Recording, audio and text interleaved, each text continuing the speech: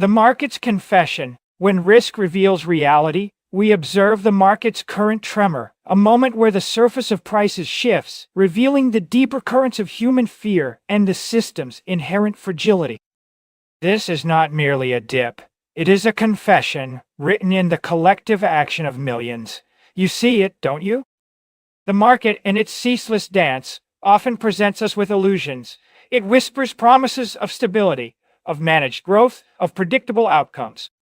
But then, there are moments when the veil thins, when the underlying structure of reality asserts itself with undeniable force.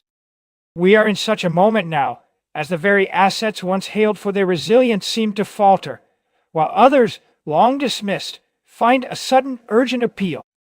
This is not chaos. It is the spontaneous order of human action reacting to the distortions that have been allowed to accumulate. Consider the narrative that unfolds before us. Bitcoin, the digital sentinel of scarcity, retreats from its recent gains. It falls back, not because its fundamental code has changed, but because the human hand, driven by fear, recoils from what it perceives as risk. Yet, what is truly risky? Is it the asset itself, or the environment in which it must exist? We see U.S. stocks decline, a mirror reflecting the broader sentiment, while gold, the ancient symbol of value, surges, and silver, its volatile companion, leaps even higher. Crude oil, the lifeblood of industrial civilization, also climbs. These are not isolated events. They are interconnected threads in a tapestry woven by the invisible hand of human action, reacting to the whispers of inflation, the groans of credit, and the distant drums of geopolitical tension. The producer price index, a mere number to some, becomes a profound revelation to us. It is not just an indicator. It is the system whispering its own truth, a truth of eroding value, of costs that cannot be contained by central decree. When the PI rises hotter than expected, it is not a surprise to those who understand the relentless logic of credit expansion. It is the inevitable consequence of a monetary system that seeks to conjure prosperity from thin air, diluting the purchasing power of every unit of currency. You hoped for cooling inflation, didn't you? But hope in the face of economic law is a fragile thing.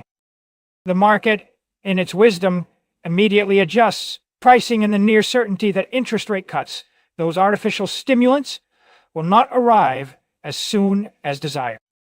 This is the market performing its most crucial function, economic calculation, revealing the true cost of time and capital, stripped of monetary illusion. And then the credit markets. They are the arteries of the economic body, and when credit spreads widen, it is a sign of hardening, of blockages forming. Private equity firms, those titans of leveraged acquisition, plunge. This is not a random occurrence. It is the consequence of years of artificially suppressed interest rates, of capital misallocated, of malinvestments made under the illusion of cheap money. The chickens, as they say, always come home to roost. The market is simply revealing the true risk that was always present, hidden beneath layers of debt and optimistic projections. It is a stark reminder that credit, when untethered from real savings, becomes a phantom limb, capable of causing immense pain when its illusion is finally shattered. But the stage is not only set by economic numbers. Geopolitical tensions, those ancient drivers of human fear, also play their part. When the odds of conflict rise, when embassies are evacuated, it is a stark reminder of the fragility of peace and the ever-present shadow of state power. These events, seemingly distant, ripple through the global economy, causing capital to flee from perceived risk, seeking refuge in what it believes to be safety. Yet, what is true safety in a world where the very definition of money is constantly shifting? Do you ever wonder if the risk we are told to avoid is merely the truth we are not yet ready to face? The flight to perceived safety is evident. The U.S. 10-year Treasury yield slips, a sign that capital is seeking the perceived solidity of government debt. Gold, the age-old store of value, surges. Silver, the more volatile cousin, rockets upward. These are natural reactions, primal instincts to preserve wealth in the face of uncertainty. They are a testament to the enduring human desire for something tangible, something outside the direct control of central banks and political whims. But even gold, in its physical form, is subject to the whims of states, to confiscation, to the limitations of its physical nature. It is a step towards sound money, yes, but it is not the final destination. The so-called experts, those who seek to predict the market's next move, speak of Bitcoin's upside being capped, of it remaining range-bound. They point to historical patterns, to options expiries, to weaker months. This is the language of those who operate within the existing paradigm, who see only the immediate horizon. They measure the waves, but they do not question the ocean itself. They see Bitcoin as another asset, another token in a vast, complex game, rather than as a fundamental shift in the very nature of money and sovereignty. They are looking at the symptoms, not the underlying condition. What if the market isn't just moving, but speaking a language we've forgotten how to hear?